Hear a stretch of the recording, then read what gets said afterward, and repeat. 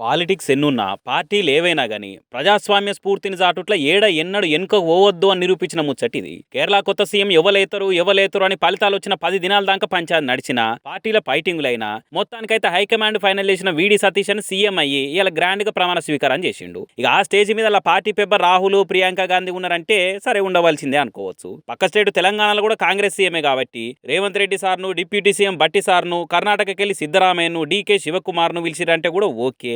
కానీ అదే స్టేజ్ మీద మొన్నటిదాకా ముఖ్యమంత్రి ఉన్న మాజీ సీఎం విజయన్ కూడా ఉన్నాడు.